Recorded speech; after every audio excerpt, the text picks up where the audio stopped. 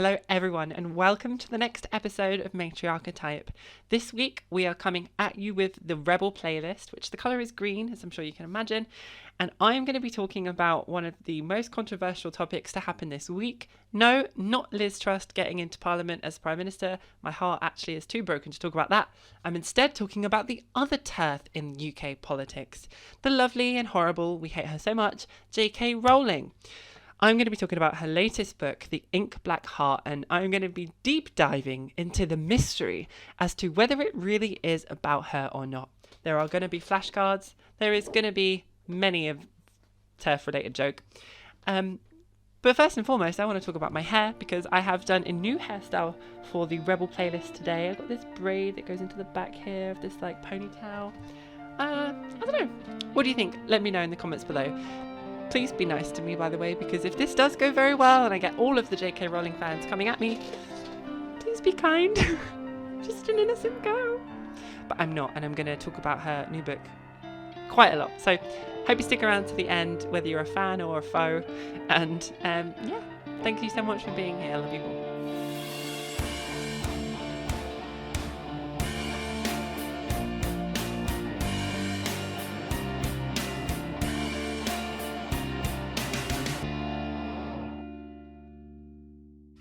So I'm going to go one thing at a time in the points that I have, and I'm not quite sure how long this video is going to be at this point. I imagine maybe kind of long. So please do stick around because they are going to be all of equal value, and it really does help me out when you stick to my videos and watch them to the end. And as a new outcoming channel, this is a huge importance for me. So thank you again for being here. I will say as well a disclaimer. Yes, I did buy the physical copy of this book. And yeah, as I said in the beginning of the video, my husband saw me buying it and went mad. He was like, you don't have to buy it. You shouldn't have to buy it. And I agree to an extent, but I wanted to do this video properly. And I felt like buying it was the only way. And yes, there are other means of getting a book you don't really want to keep. But is that not slightly immoral? And for a video that's going to be talking a lot about morality, I felt like pirating a book was not really the way I could be the better person. I don't know, it's tricky.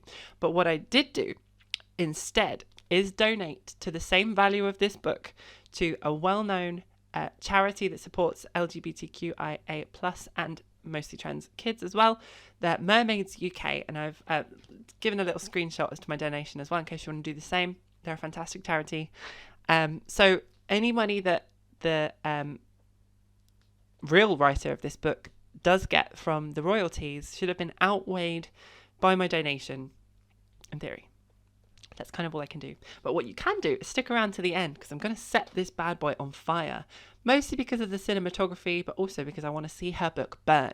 So if you do want to see that, please watch to the end, because really that's why we're all here, isn't it? Unless that's not why you're here, unless you love this book and you love the writer, in which case, look, I'm not going to deny that we're probably going to have different views, but stay with it as much as you can because I'm going to try and do this as fairly as I can. One of my biggest role models, Abigail Thorne, talked about a Jordan Peterson book in one of her videos on PhilosophyTube, and she does it very well. She does it justice. And again, that all comes down to why I wanted to buy a physical copy, because I wanted to read it, and I did, mostly. And I wanted to do it fairly. I'm not just going to absolutely hate on JK Turfling. There's enough people doing that on the internet. And that's what this whole book's about. So you'd also be feeding into the same thing. But what I will be taking seriously as to whether I think this really was written by her after the process of her cancellation, or whether it was before, as she so says. And I'm going to break that down mainly. So there is actually a point to this video. I'm not just going to hate on her. So stick around, okay? Okay, so I'm thinking of doing like a problematic count in this video where a little number somewhere dings up every time there's something problematic. First and foremost, let's talk about the pseudonym that JK Turfling uses for this book. And I'm going to be reading from my research, so apologies if I'm not looking into the camera, but bear with me. It's written by, apparently, Robert Galbraith. Now, that might just be an innocent pseudonym. It's quite ironic that JK Rowling is trying to be a man. We'll talk about that next. But the irony, I think, or not irony, but the sad truth is that if you look into the name of that person, it looks like they were an American psychiatrist that was born in 1915 and he worked in conversion therapy and boasted a lot of successful conversions of several gay men at the time, which is something that's still not even illegal everywhere, which on this channel we don't feel is a good thing. So let's just depict that. For someone that's claiming cancel culture has gone out of control and she didn't mean anything this bad and she's not a TERF, she's just pro-woman, to choose a pseudonym specifically of someone that worked in conversion therapy, it just says a lot about her actions rather than her words. And that's what we're going to mainly talk about as well. The first thing I noticed as well on the back of this is it had several reviews from several newspapers. So it's being taken very seriously. Apparently it's a #1 bestseller, even though it's just been released or something, but fine. It's kind of sad to just see newspapers that I respect, like The Guardian and stuff, calling it like one of crime's most engaging duos. Ugh. I also noticed as well there are some other reviews in the opening, in the kind of first few pages. Now, I'm very rough with this book, by the way. It's highlighted and written all over because I don't intend to keep it. So if that gives you, is that like a trigger warning? Then fine. So in these reviews is also a person called Val McDermid, I think her name is. And I gave this person a little review. Turns out she is very much into crime fiction, and she quotes it saying, let me read it for you. Galbraith, in brackets and parentheses, reminds me why I fell in love with crime fiction in the first place. An innocent view, you may believe at first glance.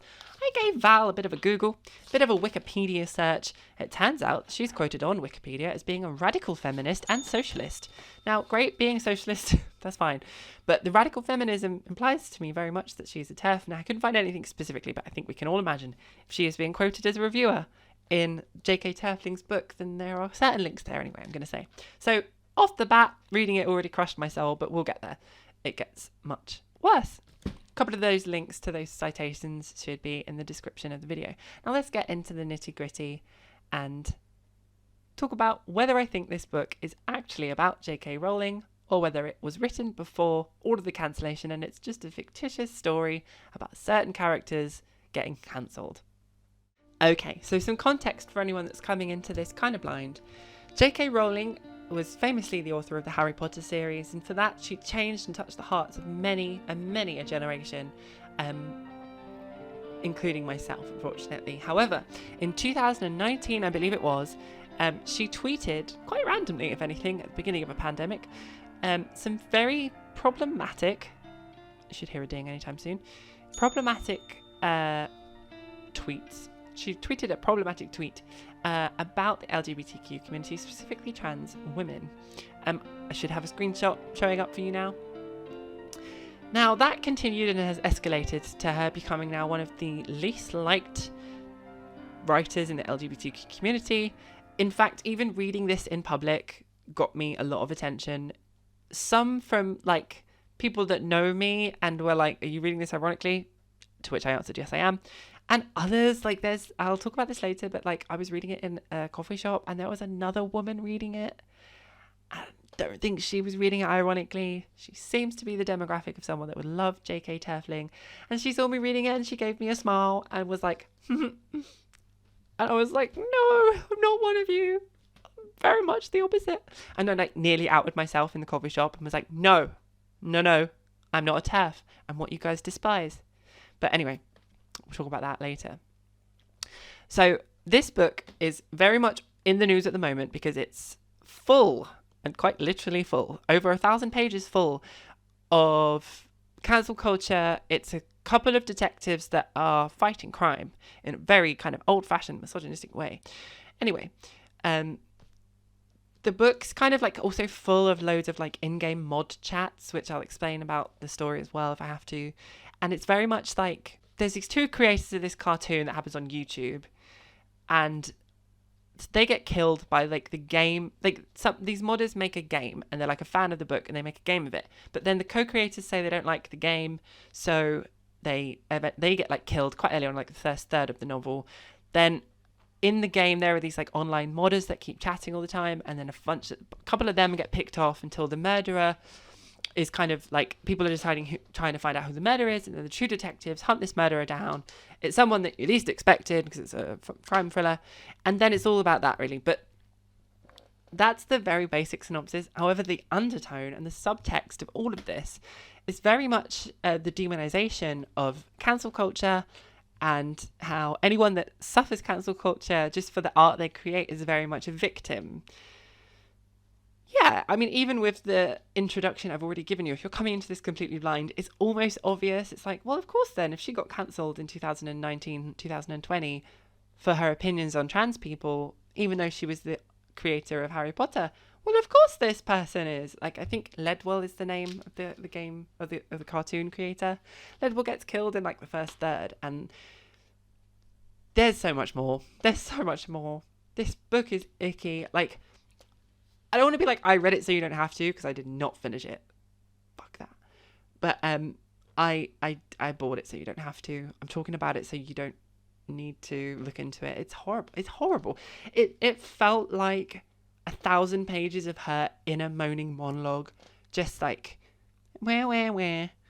How dare they come at me for having a transphobic opinion, because trans women aren't women anyway, so I'm allowed to say that. Like, it feels like that. As a trans woman reading it, I just felt my soul leaving my body every time. It's gross. I'll talk about it. It's gross. Here we go. Anyway, let's do this. Okay, welcome back. So, for the sake of art, I have purchased a piece of green paper, and on it I have drawn my analysis. I imagine this might actually be backwards, so I might have to flip the video, in which case, editing, I've learned something new.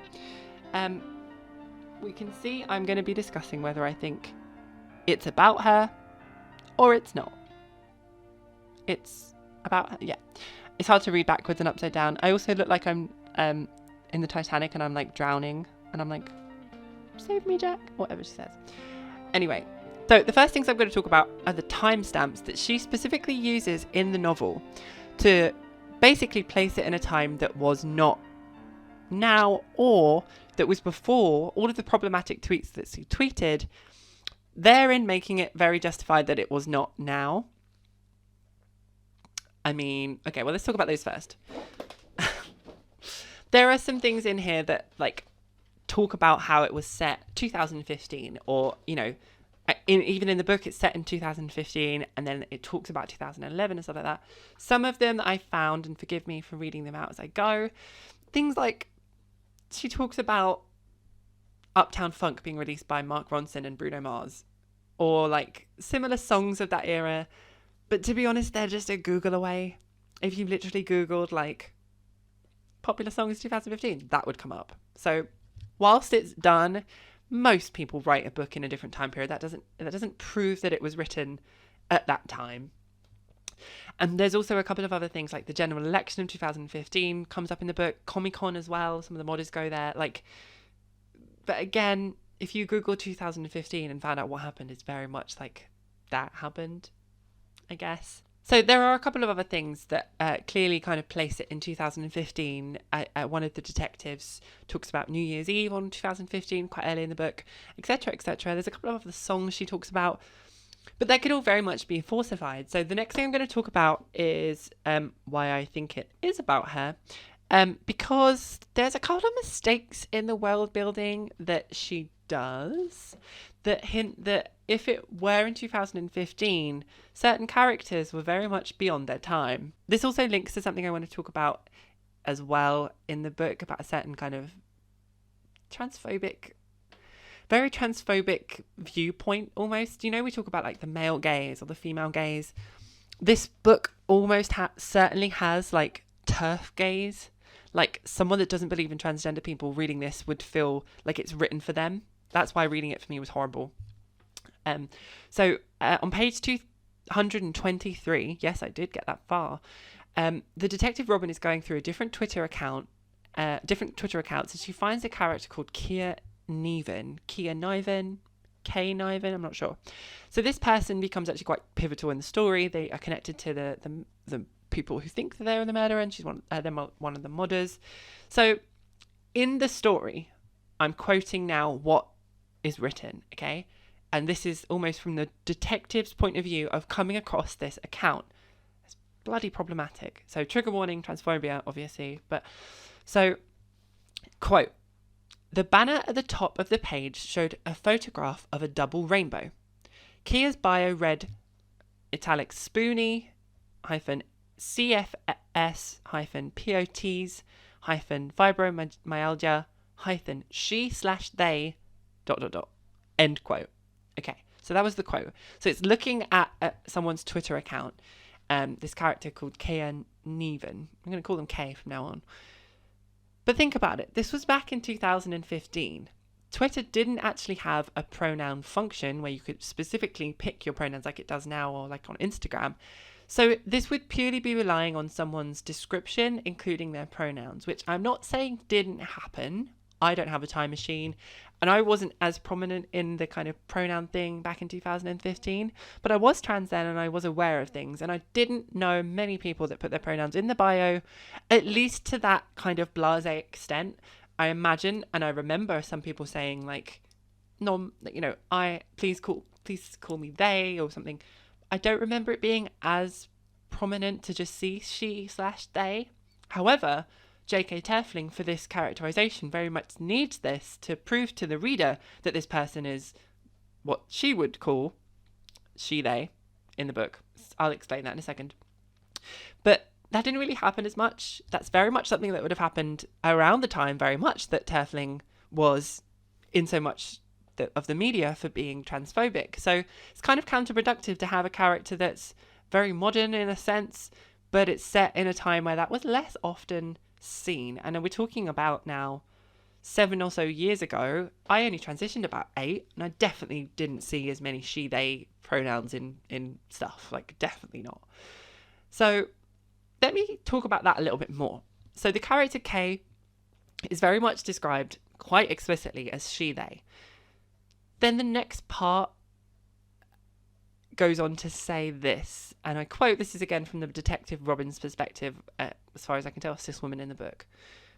Quote, even allowing for the filters used on the photograph of the account owner, Robin could tell that Kay Neven was a very pretty girl. I actually wrote in my notes, barf. Smells like trans men are our sisters crap to me.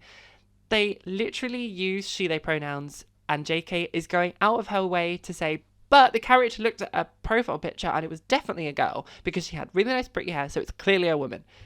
Problematic. In fact, in the whole novel, I don't think I see a single they pronoun for K, which, let's remember, this is a crime thriller novel. There are very much situations when they is used, when JK Rowling specifically wants the gender of the person, a single person, to not be made aware of. Now, let me just raise that to all of the TERFs out there that say that they can't be used for a single person. JK does it herself to specifically make the gender ambiguous. Let me see if I can find that exact quote, because that would be really good. Okay, I found it. I didn't actually think I was going to. So on page 190, the writing is talking about Anime, which we'll talk about later. That actually is the murder of the book. And I quote, a character literally says, I didn't know they call themselves Anime, said Nils. That's strange. Who the hell did she tell that to? That you were Anime, asked him. Literally, one of the characters is using they pronouns because they aren't aware of the gender for a single person. And this happens later on as well when JK is specifically not telling you of the gender of a person. Fucking hypocrite, I'm sorry. She really is. Anyway, next point. So again, talking a little bit more about the internal discussion of gender and deceit and the kind of TERF gaze that I'm talking about in this. Really early on page 38, the killer in the novel, Anime, is self-titled because, as JK says in the book itself, it's kind of, the word anime is a noun and it means a sense of no ethical standing or social standing, or standards, sorry, which she's given as the title for this character. Early on page 38, this is what's read. Okay, I'm going to read it out again. So there are some modders in the game discussing about Anime's gender in private, a private chat. I quote, Worm 28, : you still think Anime's a girl? Fiendy1, she's definitely a girl, I can tell from things she says. Worm28, Morehouse knows Anime in real life and says he's a man. Fiendy1, only to throw off the scent.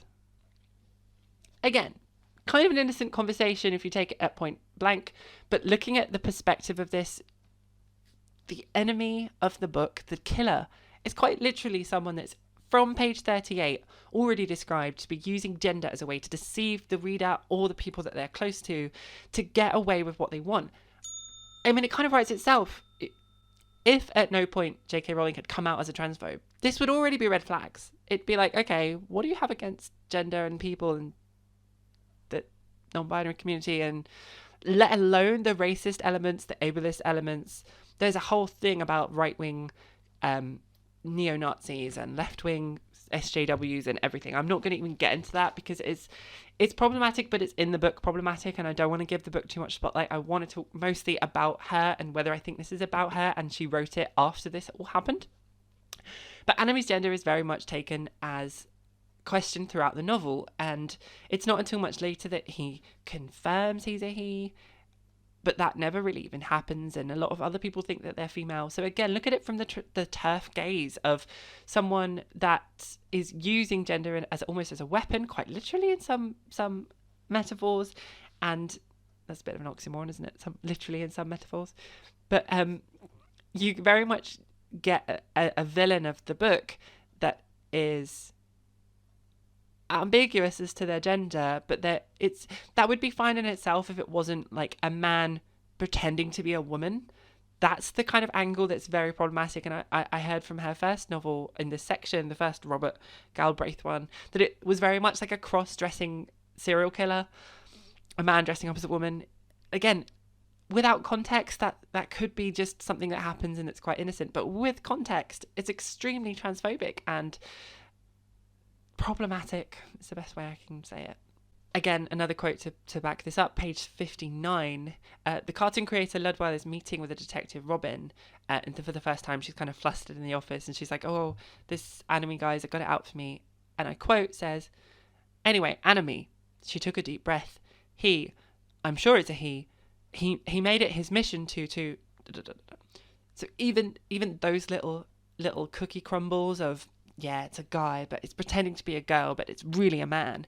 It's very transphobic and problematic because obviously, of course, of that trope that we're all traps, we're all just men pretending to be women. Jumping a little bit forward in the book on page 96, I believe, the game modders are like talking about the creator of the cartoon, and like some of them are like jokingly celebrating that she's dead, and a lot of this book is people really hating on the creator of this game and hating on the creator of the cartoon, and it very much reflects the inner voice of JK Rowling. Now, my whole entire question today is whether that was before or after she wrote the book.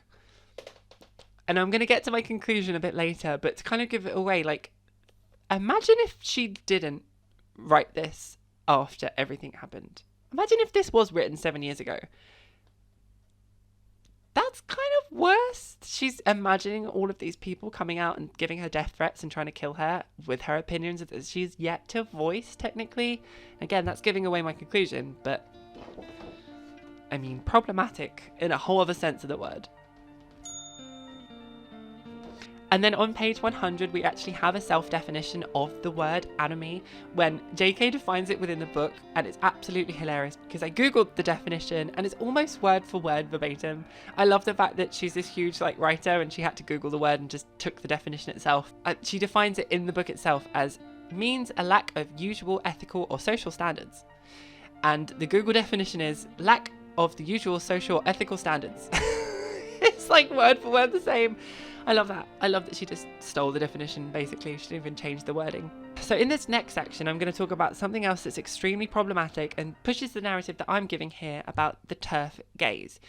Now, the original tweet by JK Rowling in 2019 was about an employment tribunal case. I believe her name, I'm looking up now, was Maya Forstater. Sorry, I didn't know that off by heart.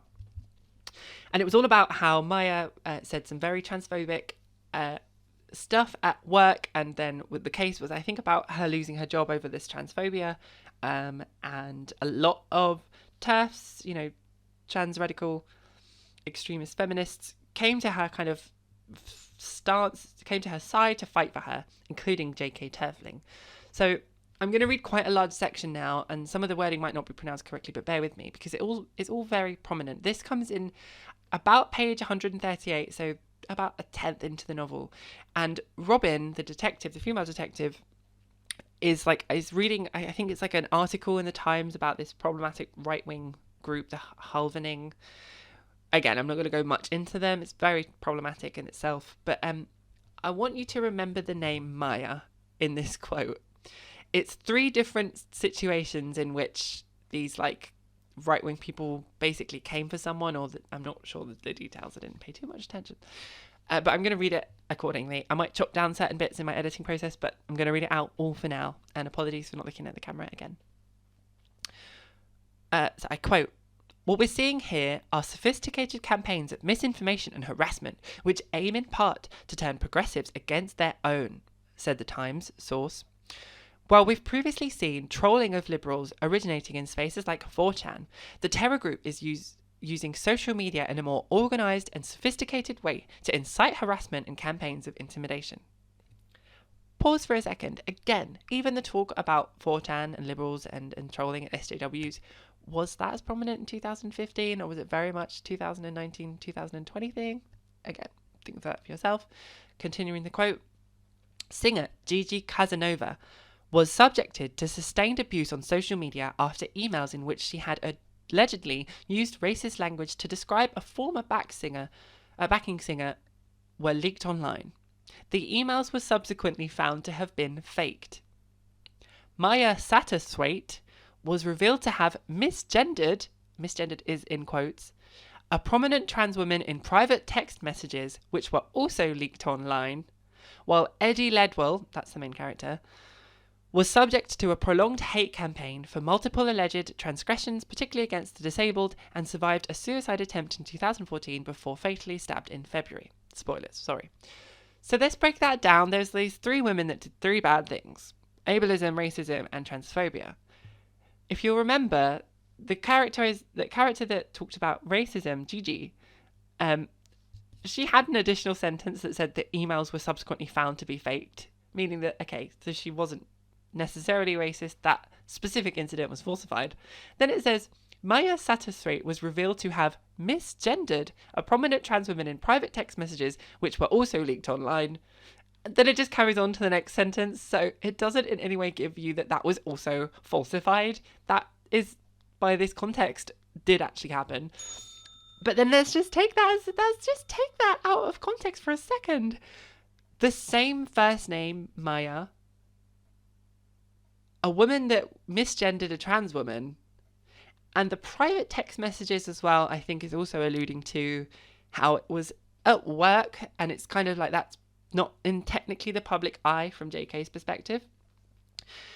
You can absolutely clearly see the link here. Like it's almost comical. It's kind of sad. Like, and what I'm trying to say is, think of this from the TERF perspective. TERF gays is going to read that and understand it as like an Easter egg and think, oh yeah, Maya, we stand with her. Hashtag I stand with her. Hashtag not a drill. But that hadn't happened in 2015, JK, Turfling. That happened in 2019. And unless you have the psychic ability to have used the name Maya for a specific misgendering of a trans woman, I mean, is that luck? Are we meant to believe that was luck, JK? Really? 7 years before? And that just goes to show that, yes, she might be time-stamping the book in 2015 in a way that makes it feel like it was then, but the context of what happens is very much something that's 2019. I'm sorry, but the chance of her accidentally giving the same first name to someone that did the almost exact same act is just too unfathomable. So on that same note, I have one more quote before I kind of come into the end of my analysis. Thank you again for sticking this long. Please stick to the end because we're going to get to the good stuff. Page 812. Yes, I did get that far. I can't deny that by the end I was kind of skipping to the not good bits, but important bits. I did throughout make like quite a lot of quotes, and I did highlight a lot of things that I was going to use in my book. So if you want to see her book almost effaced, then you can. Kind of mean of me, but also she's a TERF, so you know, I don't really care about being mean about her. Page 812, I'm going to quote and read it out to you.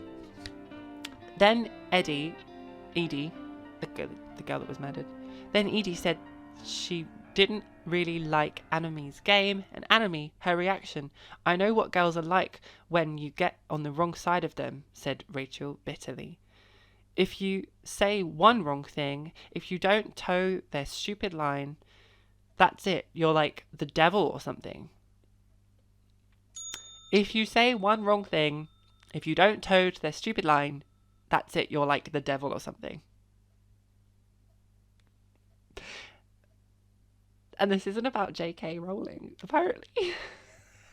I've like researched into this so much that it's almost at the point that it's obvious as hell, and I'm like, are people even going to be questioning? Is this even going to be Googled? Maybe not. But we're actually meant to believe that this isn't a reflection on what JK Rowling actually went through. And now, again, I had to step into her shoes and the fandom's shoes to pick this apart.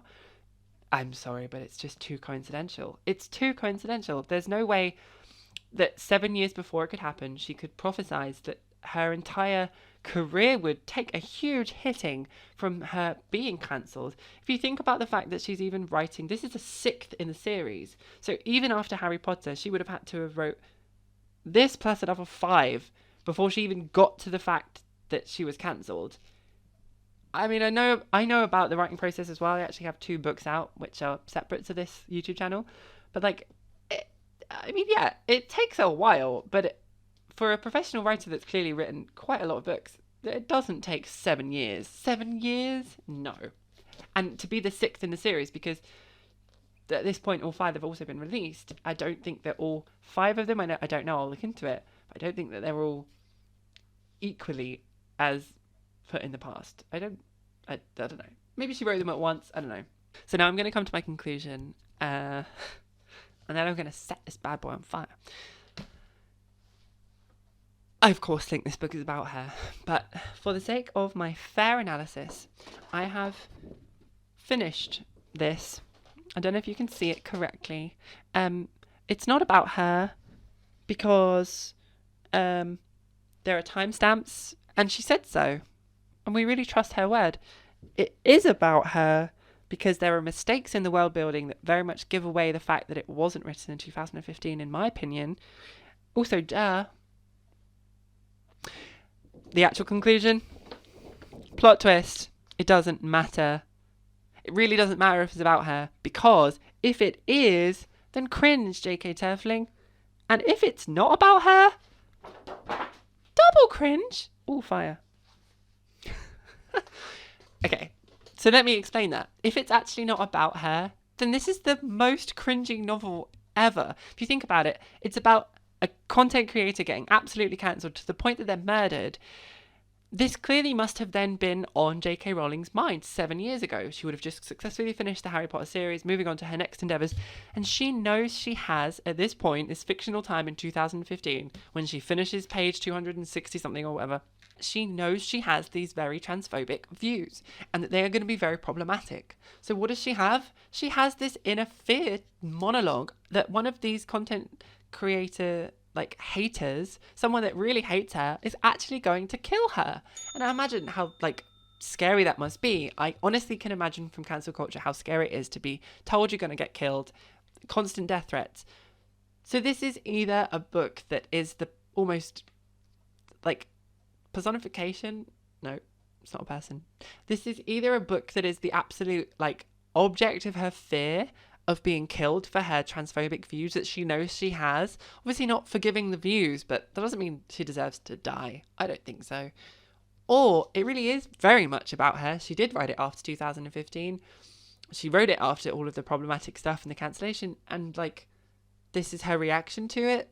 It doesn't matter if it's about her or not. Cringe either way. Cringe either way. Cringe either way. Cringe either way. I don't know if I'm going to use that. It's a bit weird. Okay, so that's the end of my video for today. It's been fun. It's not been fun, actually. It's been very horrible. I've actually really been affected by this, and I've had so much love for my channel, but this video has been one of the hardest to do. I've had to put myself in her shoes and transphobic people's shoes and read a book from the transphobic gaze for like too long. I think we should set this baby on fire.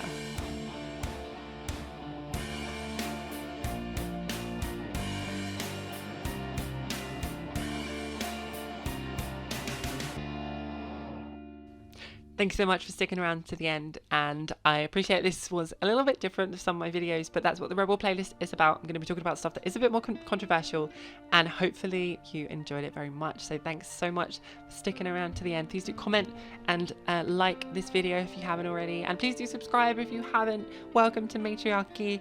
I hope that you have a wonderful time here, and you're very welcome. Again, even people that are supporting JK Rowling, I want this place to be very open. I want us to have a discourse and talk about things. So all of your comments are welcome. I'll try and get to them all. Have a wonderful day. Love you very much, and I'll see you next week.